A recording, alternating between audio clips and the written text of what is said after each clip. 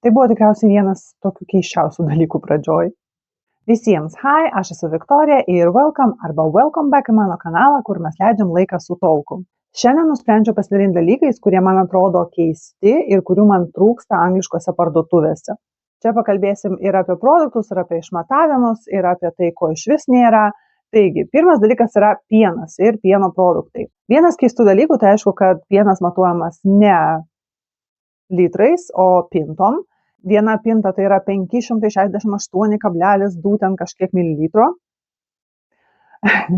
Ir taip, iš tikrųjų, pienas taip ir parduodamas. Viena pinta, 2 pintos, 4 pintos, kas yra labai patogu iš esmės, tarkim, mes visą laiką perkamės 4 pintas, tai yra 2, kažkiek ten litro. Kadangi yra šeima, 2 vaikai ir valgoma ir košė, ir drypsniai, ir šiaip vaikai geria pieną, todėl pas mus tie 2 kažkiek litrų susivartoja, bet toks vienas dalykas. Pienas taip pat parduodamas 3 rūšių, tai yra mėlynas, žalias ir raudonas. Ir pagal spalvas skiriasi riebumas. Tai jeigu jūs norite riebiausio pieno, tai reikia rinktis mėlyną. Dalykai, kurių trūksta būtent, tai yra šokoladiniai sūreliai. Tokie dalykai perkami tik tai, kai užveža į tos vadinamas Lenkų parduotuvės arba kurių parašyta Europinio maisto parduotuvės. Tai va, tokius dalykus atveža tik į tas parduotuvės kaip šokoladiniai sūreliai, jos atveža užšaldytus ir paskui galime nusipirkti, atšaldyti ir valgyti.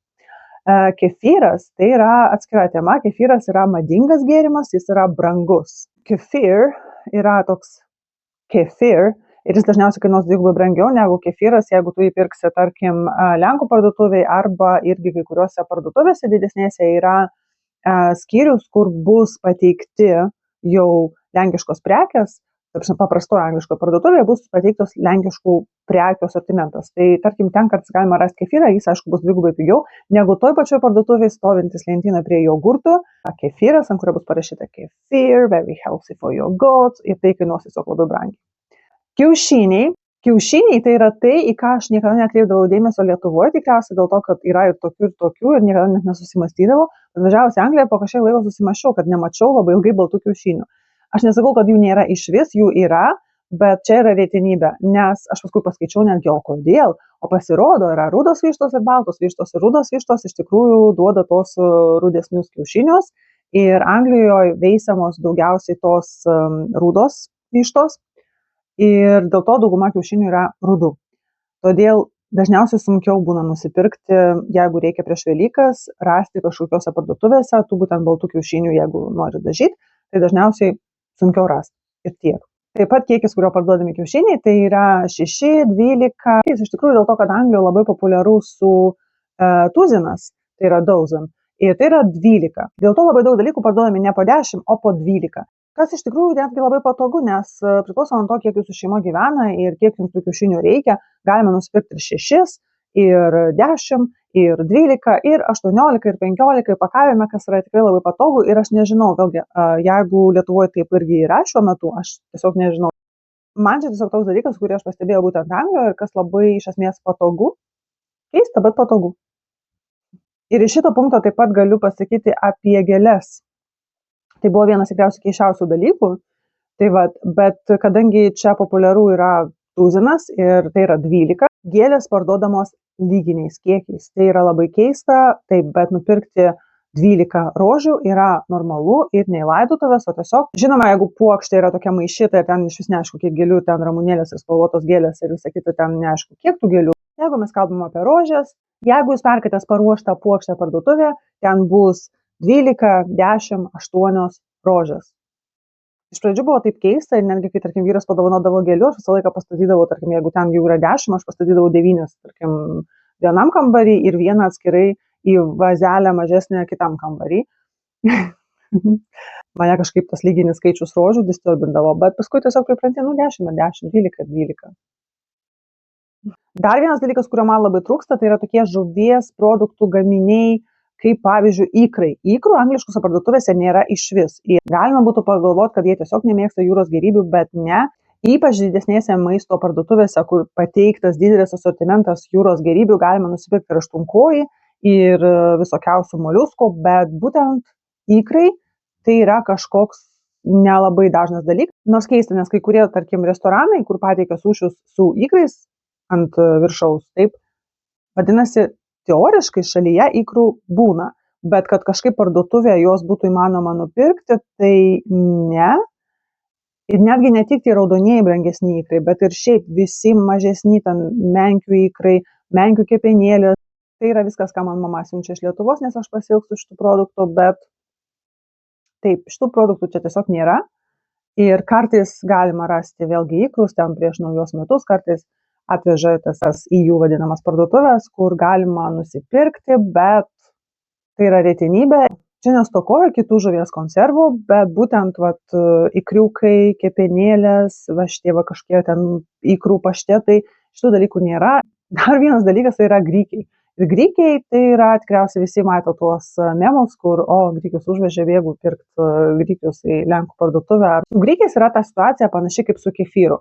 Grykiai yra madinga ir grykiai yra parduodami. Jeigu mes parduotuvėje paieškosim kainas tarp angliškų grykių, kur stovės, tarkim, grykiai, tie patys panašus kiekis, jie tikriausiai kainuos dvigubai brangiau, negu tiesiog nusipirkti lenkiškas kašakžičianą. Ir jeigu aš, tarkim, perkuosi grykius, tai būtent lenkiškus.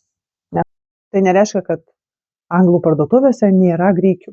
Jų yra, bukvet vadinasi, galima rasti praktiškai kiekvienoje didesnėje parduotuvėje. Bet kaina dažniausiai būna tokia kaip padvigubinta, dėl to, kad čia yra toks kaip sveikuoliškas maistas. Tas dalykas, kurio man čia irgi labai trūksta, nors aš net nesu mėgėja, bet čia tikriausiai vienas tų atvejų, kai to nėra išvis, tu pradedi to pasigesti. Juodoji duona. Juodos duonos Anglijoje nėra išvis, jie jos nevalgo. Jokios. Jos tiesiog nėra parduotuvėse ir vienintelis būdas ją nusipirkti tai yra tik tose europinėse parduotuvėse. Ją irgi atveža šaldytą. Todėl jeigu jūs gyvenate Anglijoje, tikriausiai irgi esate susidūrę su juodos duonos stoka. Ir aš nesakau, kad jos neįmanoma nusipirkti, bet tiesiog čia yra vienas iš tų dalykų, kuriuos tenka pirkti būtent specialiuose parduotuvėse. Ir dar pabaigoje sugriausiu tokį vieną mitą, dėl to, kad labai atrodo, kad anglai mėgsta arbatas ir geria arbatas. Ir jie yra tokia tauta, kuri vos ne arbatos gurmanai. Bet ne, anglai negeria skanių arbatų. Kažkaip keista, aš visą laiką galvojau, kad čia bus ir arbatos skanios, ir pasirinkimas didelis. Čia nėra praktiškai skanių žalių arbatų, čia nėra šiaip kažkokių skanių arbatų, labai mažai. Yra tokia nuomonė, kad anglai labai tokie vertintojai skanios arbatos. Žodžiu, ką geria anglai? Anglai geria pačią paprasčiausią juodą arbatą. Ir juoda arbata yra tokia, kur, žinot, tas pakelis, kurį užpeli ir iš karto jis nudažo tavo vandenį rudai. Ten nežinau, ko ten pridėta, ten tikriausiai kažkokie dažai. Tai ir jie dažniausiai geria šitą savo arbatą, jie užpila, įdeda cukraus, įdeda pieno. Ir aš nieko prieš arbatą su pienu, nors aš nemėgėja, bet okei, kai kurie mėgsta galbūt. Bet ta prasme, jie geria tokį labai neskanų jovalą. Bent jau tai, ką aš ragavus, tai yra neskanus jovalas. Tai yra kažkokia pigi arbata, kuri tiesiog nudažytas vanduo rudai, su pridėtų cukraus. Gali nedėti cukraus, jeigu nemėgsti, ir užpilt pienu. Ir va šitą arbatą su pienu jie geria.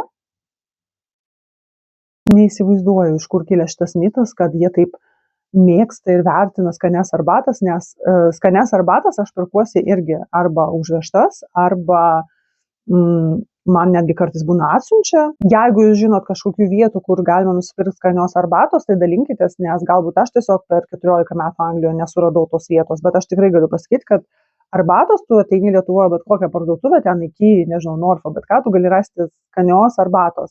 Anglijoje su arbata yra kažkokia tai, bėda, kavos žymiai daugiau galima skanios rasti ir kava čia tikrai skani, o tai, ką jie geria kaip aleneva skanią arbatą, tai yra kažkoks jovalas. Taigi, tokiais dalykais norėjau pasidalinti šiandien, jeigu jūs gyvenate Anglijoje ir esat patyrę savo kažkokių tai nepatogumų, ko jūs pasigedot angliškose parduotuvėse. Taip pat galite rašyti komentaruose. Nepamirškit spausti patinka, tai yra nemokama ir jums nesunku ir man malonu. Taip pat galite pažiūrėti šitos video. Visiems bye!